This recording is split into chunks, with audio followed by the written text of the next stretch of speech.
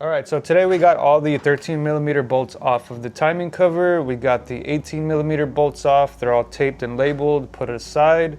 Now we're just gonna label the valve cover bolts, take the valve covers off, take the timing cover off, expose everything, line up the dots for top dead center, keep it in time, and then we're just waiting on them packages in the mail. Then we'll be able to put the cams in. So I'll put you on a time lapse and let's get wrenching.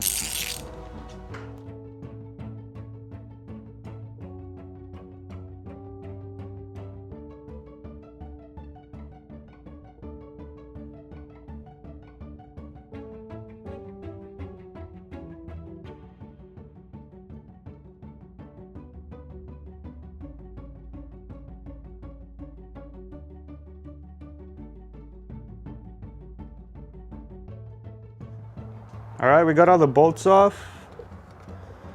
Now let's expose these stock cams. The RTV is really holding up there. I'd like to reuse these because I just bought them a few months ago, so let's try not to rip anything.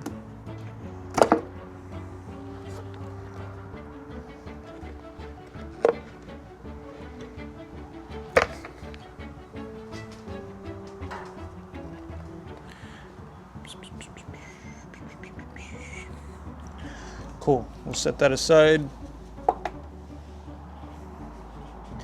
It's like that RTV did its job. These cams are low-key kind of cooked from the timing chains breaking. I mean, the timing chain guides breaking and then clogging my oil pickup tube, starving the motor from oil, which these motors love to do. All right, let's try to get that other one out. And I had ordered an extra set of valve cover seals, so if these do rip, I already have that. Because I ordered from 2 different websites and one never showed up. So I ordered from a different site, and then they did show up all late. I ended up getting a refund because they didn't show up. Turns out they did show up. Cool. Ah!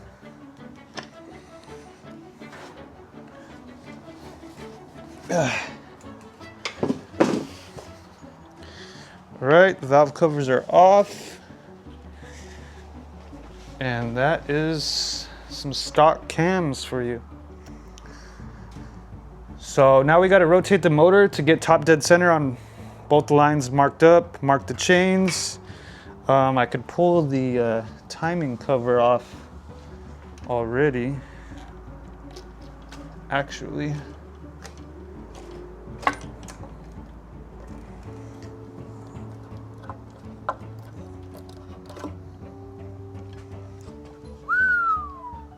Still looking pretty decent, just not too bad.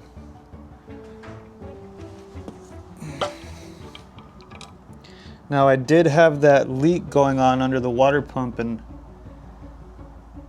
it's just a bunch of old RTV that I didn't get to clean off whenever the motor was in the car. So now that it's out, I'll be able to clean all that up. And we'll take the oil pan off later, so I'm not worried about anything falling into it. But yeah, everything looks pretty good. All right. We'll go ahead and time the motor. We'll check back here in a few minutes. All right, so now we're gonna rotate the engine to get these timing marks lined up in the correct position, which is 11 o'clock and 1 o'clock. So we're just gonna slowly move everything.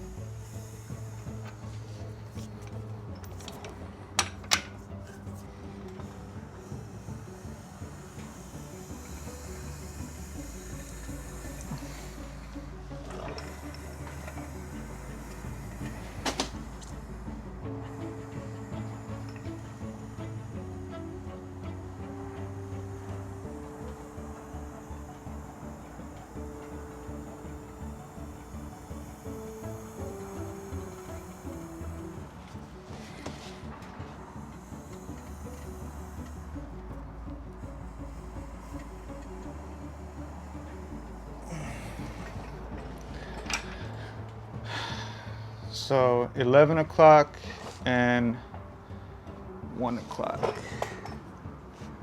Now,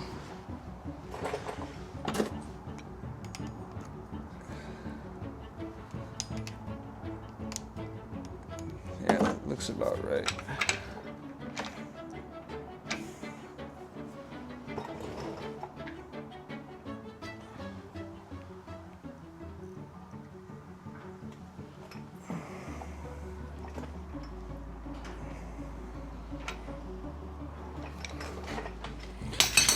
What do you think, chat? Does that look like 11 o'clock?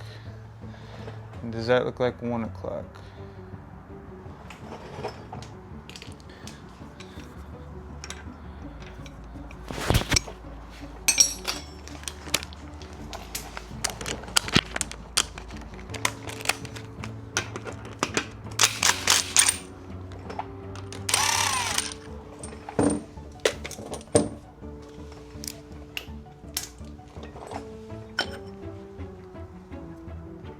Line it up with that bolt right there, and that should be top dead center.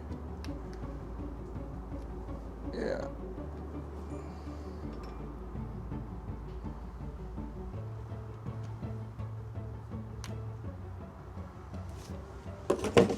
Honestly, I think it can go a little more.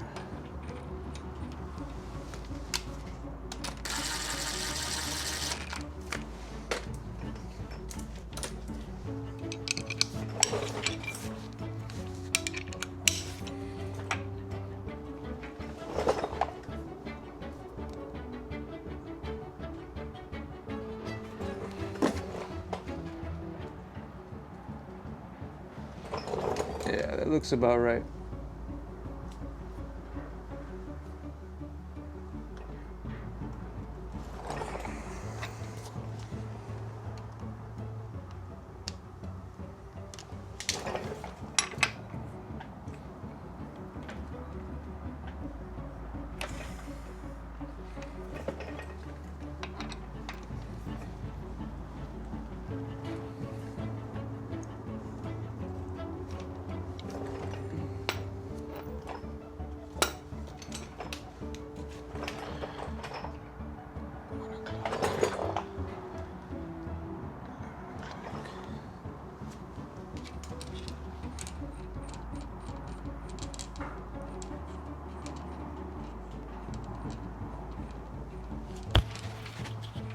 All right, we got our bolts labeled. We got everything torn apart. I need to clean all this RTV, clean everything up. I got the motor in time already, top dead center. I'm gonna go ahead and install the cam holding tool on one of the sides because I'll be starting on the passenger side. And I just need reinforcements for the chains not to move and I don't mess up my timing. And then we're still waiting for the timing chain tensioner, the wedge that goes in between it to keep it from slipping. So we'll go ahead and get this installed and I'll be right back. All right, we're gonna go ahead and lock the driver's side camshaft with the locking tool or the cam holding tool that I bought last time I did my timing kit.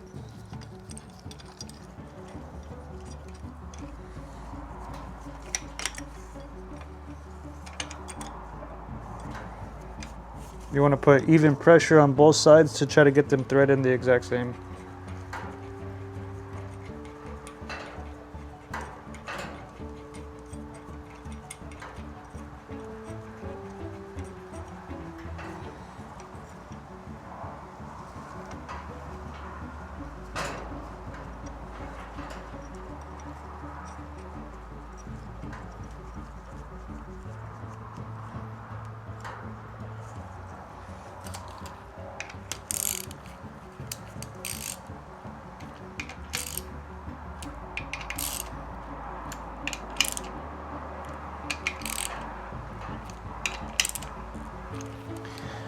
Now, they're supposed to be torqued to a certain spec. Let me double check what that spec was. We'll torque it down, but pretty much a good hand tight, snug should be fine.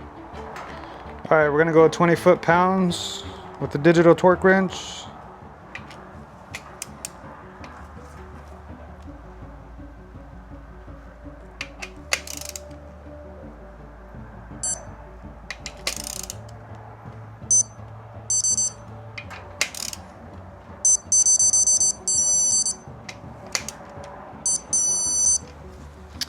20 foot-pounds, torque to spec. Now it shouldn't move.